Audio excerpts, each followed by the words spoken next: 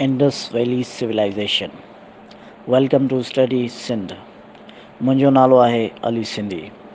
दोस्तो, अॼु असां इंडस वैली सिविलाइज़ेशन ते ॻाल्हाईंदासीं, जेका नंढे खंड जी तारीख़ जी सभ खां पुराणी ऐं दुनिया में सभ खां आगाटन अर्बन सिविलाइज़ेशन्स मां हिकु आहे। सिंधु माथरी जी तहज़ीब यानी IVC अॼु खां ज़रे घटि 4500 साल पहिरियां 2600 BCE क़ब्ल मसीह में हिकु शहरी तहज़ीब जा मंज़र आम ते आई। जॾहिं सॼी दुनिया वेड़ जो दौरु हो, उन दौर में सिंधु माथरी जी तहज़ीब सभ्यता जा उसूल तय करे रही हुई। इंडस वैली सिविलाइज़ेशन बाबति ॼाण मिलणु असांजी तारीख़ जो उहो पासो आहे जंहिं कॉलोनियलिज़म जहिड़े कमज़ोर क़ौमुनि खे चिथण वारे निज़ाम जे सक़ाफ़ती तसलुत खे चैलेंज करण में बि मदद कई। उहो सक़ाफ़ती तसलुत जंहिं असांखे इहो ॿुधायो त ओलह ई तहज़ीब याफ़्ता आहे ऐं एशिया हमेशह अणतरतीब, वेड़ जे वर चढ़ियल ऐं बिना सक़ाफ़त वारो खितो आहे, जंहिं वटि फ़ख़ुरु करण जोगी का बि शइ न आहे। इन ई मां वाइट मैन्स बर्डन आइडिया जनमु वरितो, जंहिं जे बुनियाद ते ब्रिटिश राज लागू कंदड़ ईस्ट इंडिया कंपनी पंहिंजे 200 वरहनि जे डिघे कब्ज़े खे इख़लाक़ी जवाज़ ॾींदी रही। एतिरे ताईं जो नामियारो इंग्लिश फिलासफ़र J.S. मिल, जेको जमहूरियत ऐं आज़ादी जो वॾो हामी हो, उन बि ब्रिटिश कॉलोनियलिज़म जे हिमायत कंदे साम्राज खे बर्दाश्त करण ते ज़ोर भरियो। हिन इहा दावा कई त अंग्रेज़ नंढे खंड जे माण्हुनि जी भलाई ऐं खेनि तहज़ीब सेखारणु आया हुआ, पर ओलह जो इहो भरम तॾहिं चिकनाचूर थी वियो जॾहिं Alexander Cunningham archaeological survey of India यानी ASI तरफ़ां 19वीं सदीअ में केतिरनि ई क़दीम आसारनि जूं खोटायूं कयूं वयूं, जिन में सारनाथ, सांची स्तूपा, महाबुद्ध जे मंदरनि जहिड़ा शानदार क़दीम फ़न तामीर शामिल हुआ। पर उन्हनि मां सभ खां ज़बरदस्त दरियाफ़्त 1921 ईस्वी में हिकु इंडियन आर्कियोलॉजिस्ट दयाराम साहणीअ कई, जॾहिं हिन हड़प्पा खे ॻोल्हे रधो। हिन दरियाफ़्त सॼी दुनिया जे तारीख़दाननि खे हैरान करे छॾियो, छो त इहा तहज़ीब पंहिंजे ज़माने में बहितरीन मनसूबाबंदीअ तहत अॾियल शहर जो हिकु अहिड़ो अनोखो नमूनो हुई जेका अॼु बि हौसलो ॾेई रही आहे। हिन डिस्कवरीअ अंग्रेज़नि जो उहो अफ़सानो नाकाम कंदे इहो ॿुधायो त जॾहिं यूरोप जंगियुनि खे मुंहुं ॾेई रहियो हो, तॾहिं हिन ख़िते में हिकु अर्बन सिविलाइज़ेशन हर ॾींहुं हिकु नई ऊचाईअ ॾांहुं वधी रही हुई। हीअ उन ई इंडस वैली सिविलाइज़ेशन जी कहाणी आहे जंहिं असांखे पंहिंजी तारीख़ ते फ़ख़ुरु करण जो हिकु मौक़ो ॾिनो ऐं दुनिया खे इहो ॿुधायो त सभ्यता ते ओलह जी उजारादारी क़ाइमु नथी रही सघे। त पोइ अचो त असां पहिरियां इंडस वैली जे कुझु मेजर फीचर्स खे सम्झण जी कोशिशि कयूं था, जेके असांखे हितां जे बाक़ी पासनि जी ॼाण में मददगार हूंदा। Basic features. दोस्तो, इंडस वैली सिविलाइज़ेशन टाइटल पहिरियों भेरो जॉन मार्शल इस्तेमालु कयो हो, पर हिन खे हड़प्पन सिविलाइज़ेशन बि चयो वेंदो आहे। इंडस वैली सिविलाइज़ेशन एशिया जे 3 ॿियुनि वॾियुनि तहज़ीबुनि मेसोपोटेमिया, क़दीम मिस्र ऐं चाइना जे हम असर हुई। सिंधु माथरी जी तहज़ीब जा मेसोपोटेमिया सां वापारी लाॻापन जा सबूत बि मौजूदु आहिनि। इंडस वैली जा शहर एग्रीकल्चरल सरप्लस ते ॿधल अर्बन टाउन्स हुआ, पर हितां जी मईशत मर्केंटाइलिज़म यानी तिजारत ते बि भाड़ींदी हुई, जितां समुंड ऐं ज़मीन ॿिन्ही ज़रिए वॾे पैमाने ते सामान मोकिलियो वेंदो हो। हिन मवाद में हाणे असां इंडस वैली जी खोटाई जी तारीख़ खे मुख़्तसिर तौर ते सम्झंदासीं। Excavation in British India and independent India.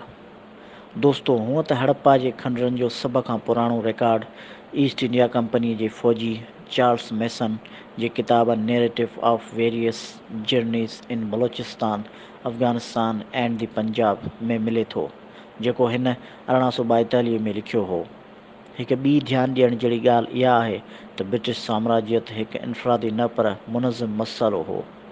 इहो इन करे छो त केतिरनि ई बरतानवी माण्हुनि जहिड़ोकि एलेक्जेंडर कनिंघम हिन ख़िते जी क़दीम सक़ाफ़त ऐं तहज़ीब जी तारीख़ खे अहमियत ॾींदे उन ते तहक़ीक़ खे हथी बि ॾिनी। इहो ई कारण आहे जो 1853 ईस्वीअ में एलेक्जेंडर कनिंघम खे बि शायदि हड़प्पा खे विज़िट करण वक़्तु IVC बाबति ख़बर पई, पर शायदि हू उन जी अहमियत न सम्झी सघियो।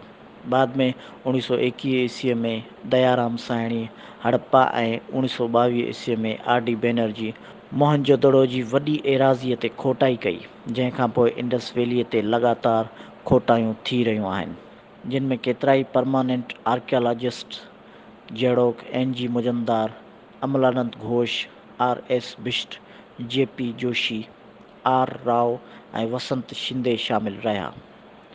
उन्हनि IVC जे केतिरनि ई वधीक हिसनि जहिड़ोक सुतका गेंदोर, कारीबंगा, लोथल ऐं ॿियनि हंधनि खे डिस्कवर कयो ऐं हेल ताईं 2000 खां वधीक इंडस वैली साइट्स हथ अची चुकियूं आहिनि।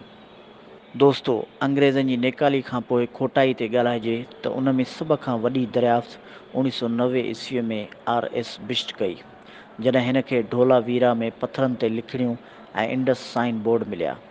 इंडस साइन बोर्ड काठी जे तख़्तियुनि में इंडस स्क्रिप्ट जी सभ खां डिघी लिखत आहे ऐं पहिरियों हड़प्पन स्क्रिप्ट आहे जेको पथरनि ते लिखियलु आहे। उन खां अॻु मिलियल रस्मुल ख़त ठिकरनि ऐं काठीअ जे तख़्तनि समेत ॿियनि शयुनि ते मिलियो हो। उन खां सवाइ ॿी वॾी दरियाफ़्त इंडिया जी राखी गढ़ी साइट हुई, जंहिंखे पहिरियों भेरो अमरेंद्र नाथ 1997 ईस्वीअ में खोटे कढियो हो। 2014 ईस्वीअ में वसंत शिंदे जी खोटाइनि हिन खे हड़प्पन सिविलाइज़ेशन्स जे लार्जेस्ट साइट बणाए छॾियो, जेका लॻभॻि 350 हेक्टेयर्स में पखिड़ियल आहे, जॾहिं त मोहनजोदड़ो 300 हेक्टेयर्स में पखिड़ियल आहे। ख़ैर, असां ॻाल्हि कयूं था सिंधु माथिरी जी तहज़ीब जी तारीख़ जी, त तारीख़दान उन जी कहिड़ी रीत दर्जाबंदी कनि था। दर्जाबंदी कनि था। 4 स्टेजिस एंड 4 फेज़िस ऑफ एवोल्यूशन। दोस्तो, तारीख़दान IVC खे आम तौरु 4 हिसनि में विरहाइनि था। उन में पहिरियों आहे सभ खां अॻु वारो हड़प्पन फेज़, जेको 3300 क़ब्ल मसीह जो हो। उन दौर में खाना बदोश वस्तियूं ठाहिण लॻा ऐं ज़राअत जी शुरूआति थी। ॿियो आहे अर्ली हड़प्पा, जेको लॻभॻि 3300 BCE खां 2600 क़ब्ल मसीह ताईं हो। उन दौर में हड़प्पा में वॾा वॾा ॻोठ अॾिजी विया, जेके बाद में शहरनि में तब्दील थी विया। टियों ऐं सभ खां अहम मैच्योर हड़प्पन फेज़ आहे, जेको 2600 खां 1900 क़ब्ल मसीह ताईं वजूद में आयो। उन दौरान उन्हनि अज़ीम वसंदियुनि जी वाध वीज थियणु लॻी, जिन इंडस वैली सिविलाइज़ेशन खे अज़ीम शहर ॾिना ऐं उन ई दौर में हड़प्पा में वापार बि पंहिंजे उरूज ते हो। आख़िरी फेज़ लेट हड़प्पन फेज़ आहे, जेको 1900 क़ब्ल मसीह खां 1300 क़ब्ल मसीह में मिले थो। हिते IVC जो ज़वाल ॾिसिजे थो, जंहिंखां पोइ आहिस्ते आहिस्ते हीअ सिविलाइज़ेशन तारीख़ जो हिसो बणिजी वई। हलो, हाणे अव्हांखे वठी हलूं था इंडस वैली जी जियोग्राफीअ ॾांहुं ऐं ॼाणण जी कोशिशि कयूं था त हीअ किथां खां केसि ताईं पखिड़ियल हुई। Geography of Harappan sites. Sindhu माथिरी जी तहज़ीब जो मौजूदा पंजाब, हरियाणा, सिंध, बलोचिस्तान, गुजरात, राजस्थान ऐं वेस्टर्न यूपीअ ताईं पखिड़ियल हुई। सिंधु माथिरी जी तहज़ीब मौजूदा पंजाब, हरियाणा, सिंध, बलोचिस्तान, गुजरात, राजस्थान ऐं वेस्टर्न यूपीअ ताईं पखिड़ियल हुई। उहे समूरा हंध सिंधु दरिया ऐं उन सां लाॻापियल दरिया जहिड़ोक रावीअ जे भरपासे में मिलिया आहिनि ऐं उन ई करे जॉन मार्शल हिन खे इंडस वैली सिविलाइज़ेशन जो नालो ॾिनो। हिकु थ्योरीअ जे हिसाब सां सिंधु दरिया जे भर वारा इलाइक़ा पहिरियां तमामु घणा ज़रख़ेज़ हुआ। उन ई करे हिते सिंधु माथिरी जी तहज़ीब जनमु वरितो, पर बाद में वणकारी ऐं सावक जी घटिताई ऐं माहौलियाती तब्दीलियूं अचण करे शायदि हितां जा माण्हू गंगा नदीअ ॾांहुं हलिया विया, जिते बाद में उन्हनि साॻियुनि माण्हुनि जूं वस्तियूं अॾिजी वयूं, जंहिं करे महाजनपद ऐं मगध जहिड़ियुनि बादशाहतुनि उभरणु शुरू कयो।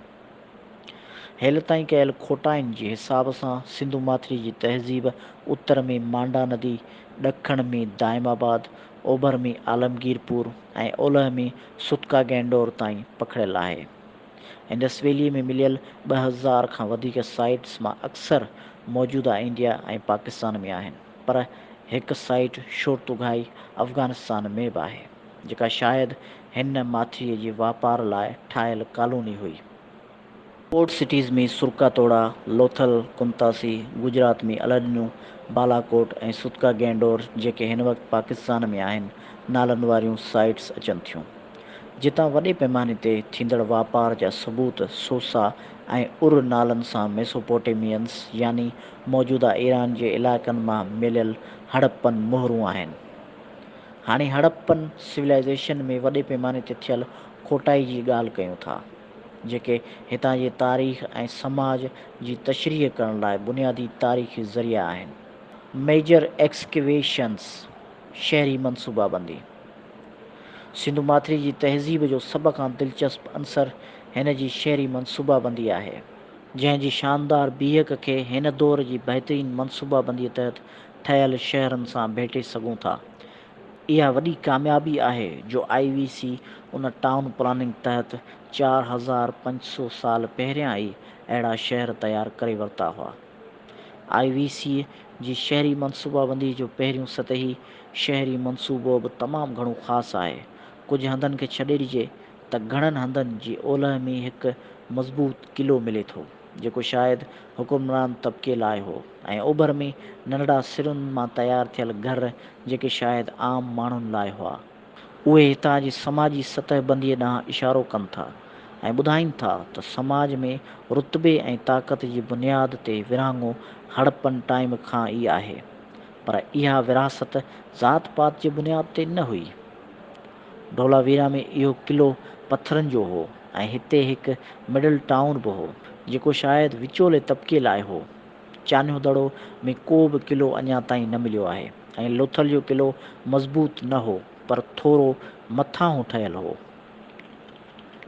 शहरी मनसूबाबंदीअ जो अॻियूं शानदार हिसो ग्रिड सिस्टम आहे, जिते असां वॾे पैमाने ते थियल जदीद इजादुनि बावजूदु अॼु बि बहितरीन मनसूबाबंदीअ तहत शहर ठाहिण लाइ जुस्तजू करे रहिया आहियूं। उते 4500 वरह पहिरियां सिंधु माथिरी जी तहज़ीब में नाले मात्र टेक्नोलॉजी इस्तेमालु करे हिकु वणंदड़ नमूनो पेश कयो वियो। IVC में घणियूं करे समूरियूं घिटियूं साॼे पासे खां हिक ॿिए सां ॻंढियल हुयूं, जिन जे चइनी पासनि खां शहर आबाद हो। टियों दिलचस्प भाङो शानदार ज़ेर ज़मीन नेकाल वारो निज़ाम आहे। मोहनजो दड़ो में समूरनि घिटियुनि में नालियूं मिलनि थियूं ऐं लॻभॻि समूरनि घरनि में गंदे पाणीअ जी नेकाल लाइ इंतज़ाम थियल आहे। उन्हनि घरनि जी दीवारुनि में वर्टिकल पाइप्स हुआ जेके नालियुनि सां ॻंढियल आहिनि। उन्हनि में नंढनि नंढनि खूहनि जो ॼार आहे जेके किचिरो अचण ते जेको नालियुनि खे जाम करे सघे थो उन खे रोके सघनि था ऐं उन किचिरे खे आसानीअ सां ॿाहिरि कढी सघिजे पियो। हाणे ॻाल्हायूं था हितां जे आर्किटेक्चर ते।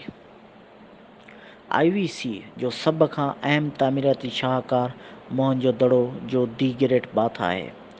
इहो सिरुनि मां ठहियल 6 मीटर वेकिरो ऐं 12 मीटर डिघो ढांचो आहे, जंहिंजो मुख्य कारण शायदि मज़हबी हूंदो, जंहिंखे रस्मी तौरु वेंझण लाइ इस्तेमालु कयो वेंदो हो। ग्रेट बाथ जो फर्श ऐं ॿाहिरियूं दीवारूं वाटर प्रूफ आहिनि। हिते पथर नथो ॾिसिजे। उनखां सवाइ हिकु वॾो वाटर टैंक धोलावीरा में बि आहे। अॻियूं ढांचो गोदाम आहिनि। मोहनजे दड़े जो ग्रेट ग्रेनरी सभ खां वॾो आहे, जंहिंजो इस्तेमालु शायदि टैक्स में मिलियल अनाज गॾु करण लाइ थींदो हो। हड़प्पा में बि अहिड़ा 6 गोदाम मिलिया आहिनि जिते 2 कमरनि ते ॿधल बैरकूं बि हुयूं। उते शायदि पोरियत रहंदा हुआ। आर्ट एंड क्राफ्ट IVC पंहिंजी शानदार ऐं मोतबर बीहक वारनि नवादरात ऐं मुजस्समनि जे करे बि मशहूरु आहे, जंहिंमां असांखे हड़प्पन सोसाइटीअ में ख़ुदा जी इबादत लाइ बुत ठाहिण या रांदीकनि जे रुझान बाबति बि पतो पवे थो। हूअं त हिते दस्तकारी हिकु आम रिवाजु हो, पर सभ खां वधीक दस्तकारीअ जी पैदावार चान्हो दड़ो, नागेश्वर ऐं बालाकोट जहिड़नि इंडस्ट्रियल टाउन्स में थींदी हुई। उन्हनि मां केतिरा ई नवादरात अॼु बि भारत ऐं ब्रिटिश म्यूज़ियम्स में ॾिसी सघिजनि था। पथर जे मुजस्समनि जी ॻाल्हि कजे त उन्हनि में सभ खां मशहूरु ॻाढ़े पथर मां ठहियल हिकु मर्द जे धड़ जो मुजस्समो आहे। उन धड़ जो कंधु, ॿाहुनि, मथे, छातीअ में नंढा सोराख़ आहिनि ऐं हिन जी बीहक तफ़सीली आहे।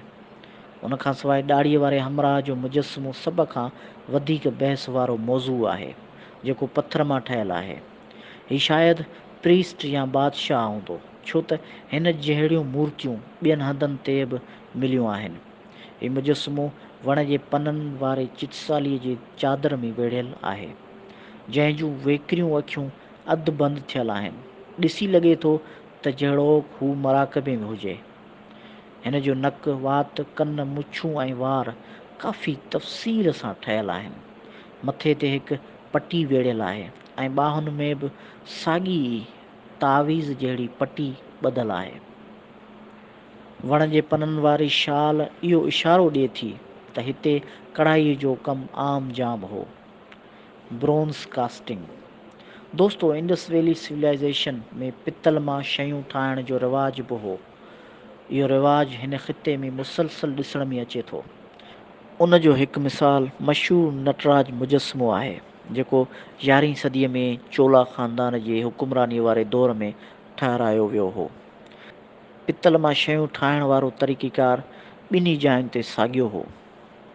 इंडस वैलीअ में सभ खां मशहूरु पितल जी शयुनि में नाचणी छोकिरी, मेंहिं ऐं ढगा गाॾी शामिलु आहे, जेके शयूं मोहनजो दड़ो ऐं कारीबंगा मां मिलियूं आहिनि। डांसिंग गर्ल यानी नाचणी छोकिरी 4 इंच डिघी आहे, जेका मोहनजो दड़ो मां मिली हुई। हिन जा डिघा वार ॿधल आहिनि, ॿाहुनि में चूड़ियूं, कड़ा ऐं तावीज़ पातल आहिनि, जॾहिं त ॻिचीअ में कोॾियुनि मां ठहियल हार आहे। सभ खां दिलचस्प डांसिंग गर्ल जो चेल्हि ते हथ रखी बीहण वारो अंदाज़ आहे, जेको हिन जी ज़िंदादिलीअ खे ज़िक्र जोॻो बणाए थो। ठिकर जे शयुनि वारो फ़न यानी कुदरती मिटीअ मां ॻाढ़ सिरे ऐं नासी रंग जूं शिकिलियूं ठाहिण वारो रुझान बि हिते आम जाम हो, जॾहिं त ठिकर मां ठहियल शयुनि में एतिरी महारत नज़र नथी अचे, जेतिरी पितल ऐं पथर मां ठहियल शयुनि में ॾिसी सघिजे थी। उन्हनि में सभ खां मशहूरु देवी माता, ॾाड़ीअ वारो हमराह, मास्क जहिड़ी शिकिल, ढगे गाॾी ऐं मुहरूं आहिनि। सभ खां मुस्तक़िल ठिकर वारो नमूनो मदर गॉडिस यानी देवी माता जो आहे, जेका हिकु रोबदार अंदाज़ में बीठल औरत जी शिकिल आहे, जंहिं ते हारन, लुंगीअ ऐं कमरबंद जी सजावट थियल आहे। हिन में सभ खां अलॻि ऐं ख़ासि पखीअ जी शिकिल वारो मथे ते पातल ताज आहे। मुहरनि जी ॻाल्हि कजे त उहे ठिकर खां सवाइ टाइल्स, अकीक, चेरट, कॉपर, सोन, हाथी ॾंद ऐं चांदीअ में बि मिलियूं आहिनि। उन्हनि जो इस्तेमालु आम तौर ते वापार में थींदो हो, शायदि उहे हिकु पके सबूत तौरु हुयूं। उन्हनि में सभ खां मक़बूल मोहनजो दड़ो जी पशुपति मोहर आहे, जंहिं में हाथी, चीतो, राइनो, मेंहिं ऐं 2 हरण छपियल आहिनि। पोट्री। हिकु ॿी अहम शइ मिटीअ जा थांव आहिनि, जेके वॾे पैमाने ते फीथे ते ठहियल हुआ। सभ खां आम मिटीअ जा थांव ॻाढ़ा ऐं कारे रंग जा ठहियल हुआ। सादा थांव वधीक मिलिया आहिनि। उन्हनि थांवनि ते सिधियुनि लकीरुनि खां गोल दायरा वधीक आहिनि। उन्हनि सभिनी खां सवाइ हिते कपिड़ो उणण लाइ इस्तेमालु थींदड़ स्पिंडल वर्ल्स केतिरनि ई घरनि में मिलियूं, जेको कपिड़ो उणण बाबति आम रिवाज जो इशारो आहे। हड़पा जा माण्हू ॿेड़ी ठाहिण जो हुनर बि ॼाणंदा हुआ, जंहिंजो इस्तेमालु समुंड ज़रिए थींदड़ वापार लाइ कयो वेंदो हो। हिते साहिमियूं ऐं तोरा बि मिलिया, जेके शायदि 16 यूनिट तोरण लाइ इस्तेमालु थींदा हुआ, जिते 16 आना 1 रुपयो हूंदो हो। इहो माप वारो तरीक़ेकार जदीद दौर में बि ॾिसण लाइ मिले थो। हीउ उहो इंडस वैली सिविलाइज़ेशन जो पासो आहे, जंहिं में असां उतां जी जियोग्राफ़ी, टाउन प्लानिंग, आर्किटेक्चर ऐं अहम खोटाई ऐं दस्तकारी जी ॻाल्हि कई। इहे खोटायूं मोहनजो दड़ो जी तारीख़ जा बुनियादी सबूत आहिनि। उन्हनि ज़रिए ई असां उन जी तारीख़ ऐं समाज जे ॿियनि पासनि जहिड़ोकि सियासत, समाज, मईशत ऐं मज़हब, सक़ाफ़त ऐं हिन तहज़ीब जे ज़वाल बाबति ॼाण हासिलु करे सघिया आहियूं। उन्हनि सबूतनि ज़रिए हड़पन सोसाइटी सां लाॻापियल नज़रियनि ऐं असर बाबति ॻाल्हि ॿोल्हि ईंदड़ वीडियो में कंदासीं।